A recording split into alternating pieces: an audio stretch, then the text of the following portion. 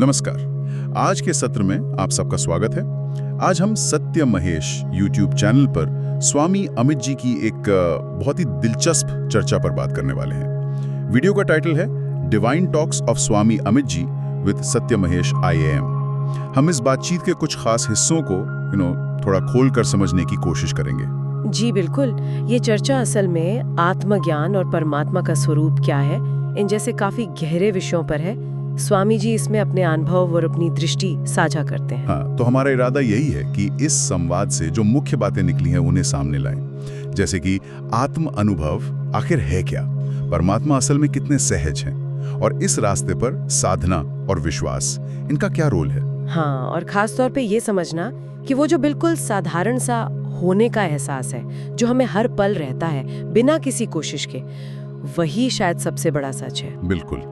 तो चलिए इस विचार यात्रा को शुरू करते हैं। ये जो स्रोत सामग्री है, ये मूल रूप से मैं कौन हूं, इस बुनियादी सवाल के इर्द गिर्द है, और ये एक बड़ा जरूरी फर्क बताती है जो विशेष आध्यात्मिक अनुभव होते हैं और जो हमारा रोज का सामान्य सा अस्तित्व का एहसास है, उसके बीच।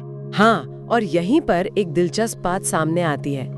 देखिए, जो लोग आत्म खोज के रास्ते पर हैं, उनमें से कई अक्सर कुछ खास, कुछ अनोखी चीजों की उम्मीद करते हैं। हाँ, जैसे कोई चमत्कार हो जाए, कोई सिद्धि मिल जाए। बिल्कुल, कोई दिव्य दर्शन हो, कोई खास शक्ति आ जाए। लेकिन ये चर्चा हमें याद दिलाती है कि शायद परम सत्य इन सबसे कहीं ज्यादा सामान्य है, ज्यादा सहज है, और हर वक्त हमारे पास ही है, बस हम शायद उसे देखते नहीं। हाँ, और यही इस चर्चा का पहला और शायद सबसे चौंकाने वाला पॉइंट है, विशेष बनाम सामान्य अनुभूति।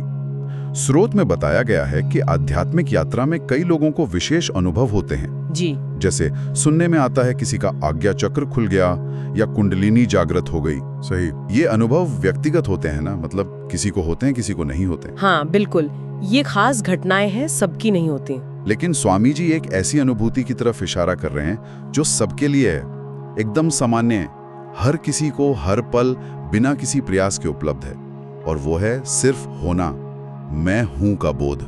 जी। अब ये वाकई दिलचस्प है। स्वामी जी कह रहे हैं कि परमात्मा या परम सत्य वो इसी सामान्य में है, उन विशेष कभी कभार होने वाले अनुभवों में नहीं। हमारा ये जो बिल्कुल सहज स्वाभाविक होना है, वही परमात्मा का स्वभाव है। हाँ, हमारे लिए ये इतना रोजमर्रा का है, इतना साधारण है कि हम इस पर ध्यान ही नहीं देते, पर सत्य शायद वहीं छिपा है। और अगर हम इसके गहरे मतलब को पकड़ें तो ये निकलता है कि हमारा जो असली रूप है वो मन, बुद्धि, शरीर, इन सब सीमाओं से परे है, एकदम सरल, एकदम सहज अवस्था, वही परमात्मा है। तो ये कोई ऐसी चीज नहीं जिसे हासिल करना है। नहीं, ये हमारी नेचुरल कंप्लीटनेस है, स्वाभाविक पूर्णता। इस अवस्था में पहुंचकर मतलब सवाल जवाब सब खत्म हो जाते हैं, क्योंकि वहाँ सिर्फ एक सहज समाधान है, एक गहरी तृप्ति है। तो आप कह रही हैं कि सहज होने में टिकने के लिए कोई खास कोशिश या विधि की जरूरत नहीं। स्रोत तो यही इशारा कर रहा है। इस सहजता में जीना ही अपने आप में प्राप्ति की प्राप्ति है, अलग से कुछ नहीं। जब कोई व्यक्ति सहज आत्मभाव में स्थिर होने लगता है ना, तो मन और बुद्धि जो हमेशा सोचते रहते हैं, विश्लेषण करते हैं, तर्क करते हैं, वो धीरे धीरे शांत होने लगते हैं, पिघलने लगते हैं। ऐसा कहा गया है, उनका जोर कम हो जाता है। मन और बुद्धि का पिघलना, ये सुनने में बड़ा आकर्षक है।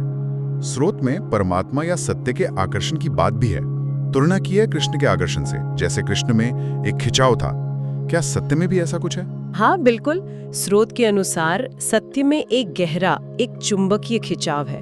जब कोई सत्य के बारे में सुनता है या उसकी हल्की सी झलक भी पाता है, तो उसका मन और बुद्धि वो अपने आप खिंच जाते हैं, जैसे किसी चीज से सम्मोहित हो गए हो। अच्छा। और अगर ये अनुभव गहरा होता है तो वो उसी सत्य में विलीन होने लगते हैं।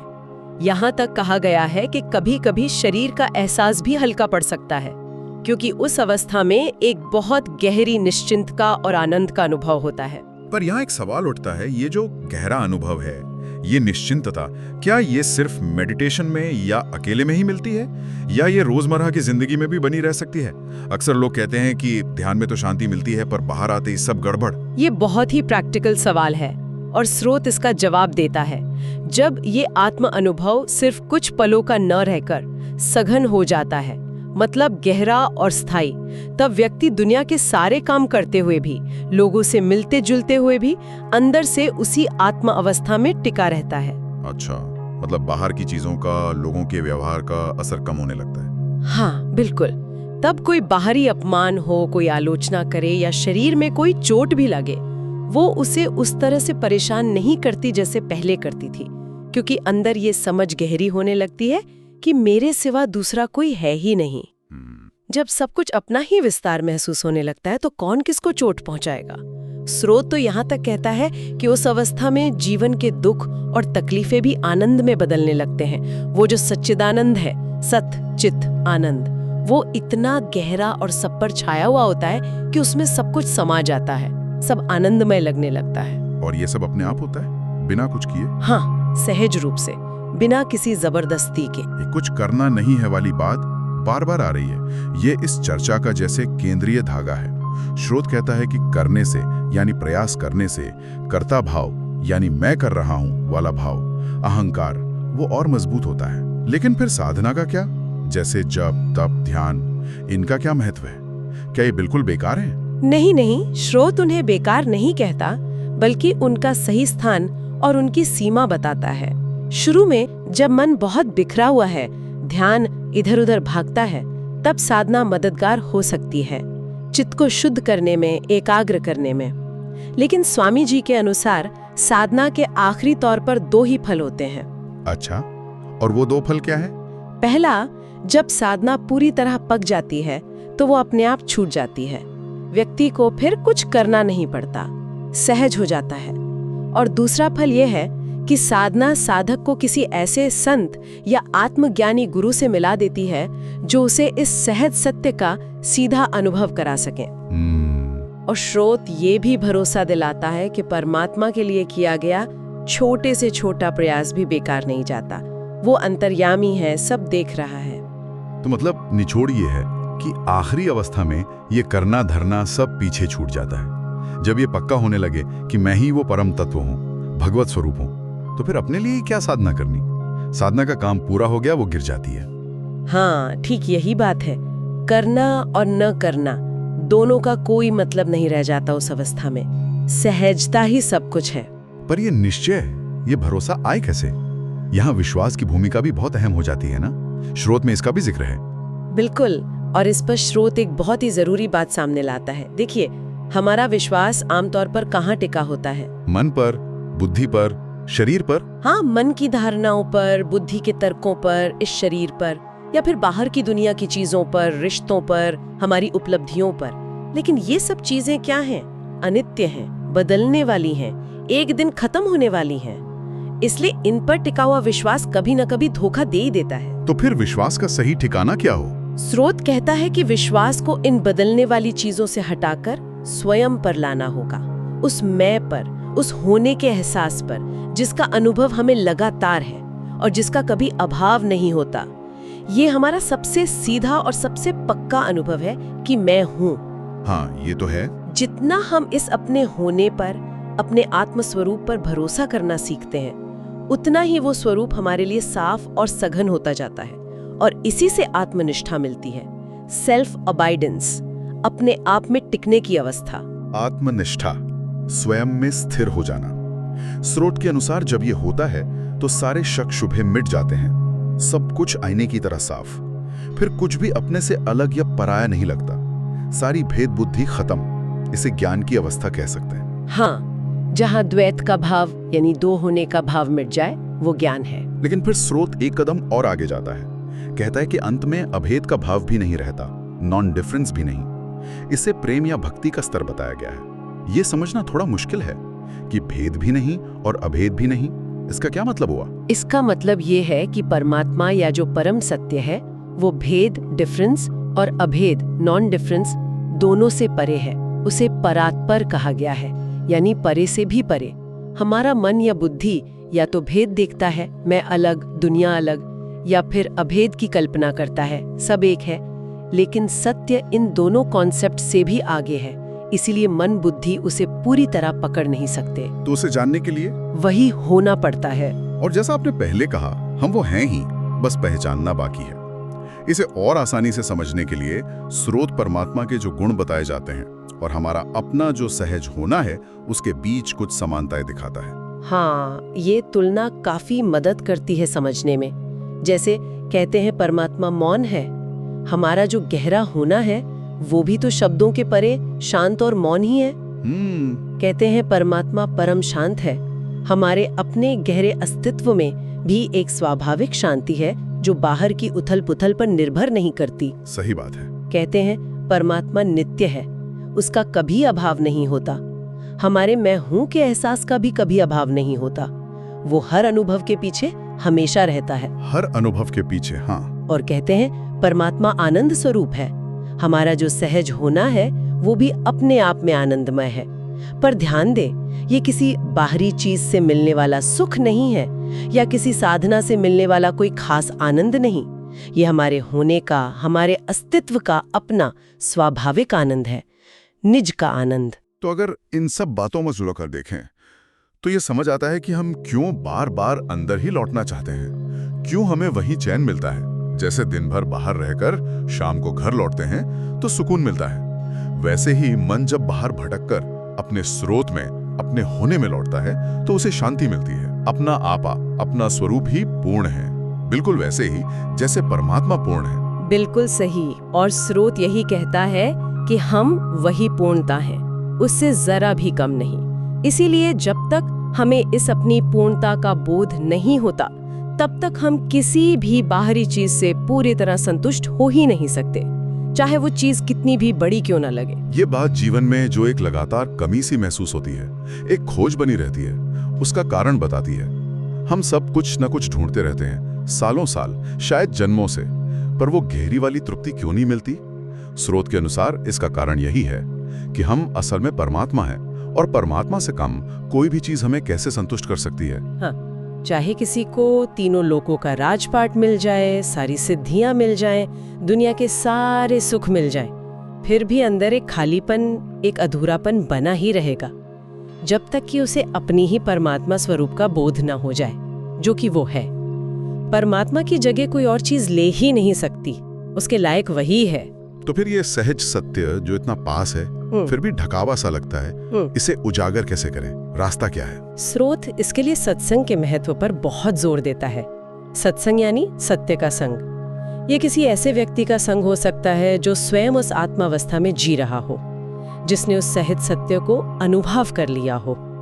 ऐसे ज्ञानी संत के पास बैठने से, उनकी ऊर्जा से, उनके वचनों से वो सत्य हम में भी धीरे धीरे खुलने लगता है। लेकिन क्या सिर्फ सत्संग में चले जाना ही काफी है या हमारी तरफ से भी कुछ तैयारी चाहिए? सच्ची लगन, जिसे जिज्ञासा कहते हैं, खुद को जानने की, सत्य को जानने की एक गहरी तड़प होनी चाहिए। सत्संग खास तौर पर उन लोगों की मदद करता है जो आध्यात्मिक दुनिया की सुनी सुनाई बातों में या कर्म कांडों में या चमत्कारों की उम्मीदों में उलझे हुए हैं। ये उन्हें बाहरी भटकाव से हटाकर अपने अंदर देखने, अपने स्वयं पर भरोसा करने की तरफ मोड़ता है। स्रोत में कृपा यानी ग्रेस की भी बात है और उसके कुछ चरण बताए गए हैं, ये भी समझना जरूरी लगता है। हाँ, कृपा के 4 चरणों का जिक्र है। ये एक तरह से आध्यात्मिक यात्रा का नक्शा देते हैं। पहला है आत्म कृपा। ये पहली कृपा है जो हम खुद पर करते हैं। खुद पर कैसे? ये एक पक्का इरादा करना कि अब जीवन का एकमात्र मकसद स्वयं को या परमात्मा को जानना है, बाकी सब बाद में। ये प्राथमिकता तय करना ही अपने ऊपर कृपा करना है। दूसरा है शास्त्र कृपा। जब ऐसी तीव्र इच्छा जगती है तो शास्त्र जैसे गीता, उपनिषद वगैरह वो हमारा मार्गदर्शन करते हैं, उनसे सही ज्ञान मिलता है। ठीक है। तीसरा है संत कृपा। शास्त्रों का अध्ययन हमें अक्सर किसी जीवित संत या गुरु तक ले जाता है। संत उन शास्त्रों के गहरे अर्थ खोलते हैं और उस अदृश्य सत्य को अनुभव करने में सीधी मदद करते हैं। वो हमारे भ्रम तोड़ते हैं। और चौथा? भगवत कृपा। संत कृपा का स्वाभाविक नतीजा है भगवत कृपा। जब हम गुरु के मार्गदर्शन में अपने आत्म स्वरूप में टिकने लगते हैं तो हमें अपने अंदर ही दिव्यता का, भगवत्ता का अनुभव होने लगता है। और जब अपने अंदर भगवत्ता का अनुभव होता है तो क्या बाहर की दुनिया अलग दिखने लगती है? बिल्कुल, दुनिया वही रहती है पर नजरिया बदल जाता है। जब साधक अपने अंदर परमात्मा को अनुभव करता है तो उसे बाहर भी हर चीज में, हर व्यक्ति में, हर घटना में वही परमात्मा नजर आने लगता है। असल में सब कुछ पहले से ही भगवत स्वरूप है, बस हमारी आंखों पर पर्दा पड़ा होता है, वो पर्दा हट जाता है, सब एक ही चेतना की लीला दिखने लगती है। ये सब सुनना बहुत गहरा है और प्रेरणा देने वाला भी, लेकिन एक बहुत ही प्रैक्टिकल सवाल मन में आता है जिसका जिक्र श्रोत में भी है। जब तक ये आत्मनिष्ठा पूरी तरह पक्की नहीं हो जाती तब तक शरीर की तकलीफें, बीमारियां, दर्द ये तो आते ही हैं, मन भी उनमें उलझता है। ऐसी सिचुएशन में क्या करना चाहिए? क्या सब कुछ बस सहते रहना है? ये बहुत महत्वपूर्ण सवाल है और श्रोत इसका बहुत संतुलित जवाब देता है। पहली बात तो ये कि अगर शरीर में कोई तकलीफ है तो उसका इलाज करवाना चाहिए, शरीर की देखभाल करना जरूरी है।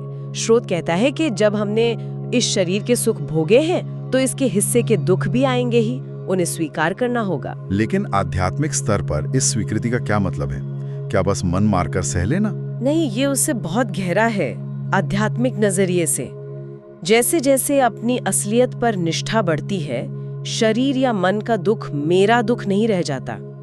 व्यक्ति उसे एक साक्षी की तरह देख पाता है और जब आत्म अनुभव बहुत सघन हो जाता है, बहुत गहरा, तो उस अंदरूनी आनंद के सामने ये बाहरी दुख बहुत छोटे लगने लगते हैं। यहाँ तक कि वो दुख भी उसी आनंद के एक रंग की तरह अनुभव होने लगते हैं। तो इसका असली राज क्या है, इसे साधने का तरीका? यहाँ जो आकर्षक और बहुत शक्तिशाली विचार सामने आता है वो है स्वीकार की ताकत, एक्सेप्टेंस। स्रोत कहता है कि जीवन में जो भी आए, सुख आए या दुख, शांति आए या अशांति, उसे पूरी तरह स्वीकार कर लो। दुख को सिर्फ दुख की तरह मत देखो, उसे महासुख का ही एक रूप मानकर स्वीकार करो। अशांति को शांति का ही एक पहलू मानकर स्वीकार करो। ऐसा करने से क्या होगा? जब हम ऐसा करते हैं तो जैसे खेल ही बदल जाता है, अशांति खुद ब खुद शांति में बदल जाती है, दुख में भी आनंद का अनुभव होने लगता है। यहाँ तक कि मृत्यु को भी जब पूरे स्वीकार भाव से गले लगाया जाता है तो वो अमृत बन जाती है। सारी प्रॉब्लम विरोध करने में है, इनकार करने में है। क्या ये बात माया या संसार पर भी लागू होती है? हाँ, स्रोत कहता है कि संसार में जो कुछ भी दिख रहा है, जो भी घट रहा है, उसे भी ये मानकर स्वीकार करो कि ये भगवान का ही खेल है, उसी का रूप है। जब हम माया को इस नजरिए से, इस पूरी स्वीकृति से देखते हैं तो वो सचमुच में बंधन नहीं रहती, बल्कि भगवत स्वरूप ही लगने लगती है, क्योंकि वो है ही, बस हमारी दृष्टि बदलने की देर है। तो आज की इस सारी बातचीत का अगर सार निकालें तो मेरे लिए जो सबसे अहम बात उभरी है वो ये कि परम सत्य या परमात्मा कोई बहुत दूर की या बहुत मुश्किल से हासिल होने वाली चीज नहीं है, बल्कि वो हमारा सबसे सामान्य, सबसे सहज, हर पल मौजूद होना ही है। ये अवस्था बिना किसी प्रयास के है, स्वाभाविक है और अपने आप में पूरी और आनंदमय है। बिल्कुल। और साधना, विश्वास, सत्संग, ये सब इस सहज सत्य को पहचानने में मदद कर सकते हैं, जैसे पर्दे हटाने का काम करते हैं। साधना मन को तैयार करती है, विश्वास हमें सही जगह फोकस करने में मदद करता है, सत्संग रास्ता दिखाता है। लेकिन आखिरकार मंजिल कोई काम करके नहीं मिलती, बल्कि अपने सहज स्वरूप में बस टिक जाने से, होने मात्र से मिलती है। और स्वीकृति की शक्ति, ये भी एक बहुत गहरा पॉइंट है। हाँ, और यही शायद आज की चर्चा का एक अंतिम विचार भी हो सकता है, जिस पे सोचा जा सकता है। यदि जैसा कि स्रोत कह रहा है, दुख को आनंद के रूप में और अशांति को शांति के रूप में स्वीकार करने भर से हमारे अनुभव की प्रकृति बदल सकती है, तो ये सोचने वाली बात है, हमारे अपने जीवन में रोज जो चुनौतियां आती हैं, तकलीफें आती हैं, या जो स्थितियां हमें अच्छी नहीं लगती, उनके प्रति हमारी पहली प्रतिक्रिया क्या होती है? क्या हम तुरंत विरोध करते हैं, बचाव करते हैं या शिकायत करते हैं, या हम एक पल रुककर उसे सिर्फ देखने और स्वीकार करने की कोशिश करते हैं? ये स्वीकृति का अभ्यास, ये एक्सेप्टेंस की प्रैक्टिस हमारे जीवन के अनुभव को कितना बदल सकती है, इस पर विचार करना शायद फायदेमंद हो।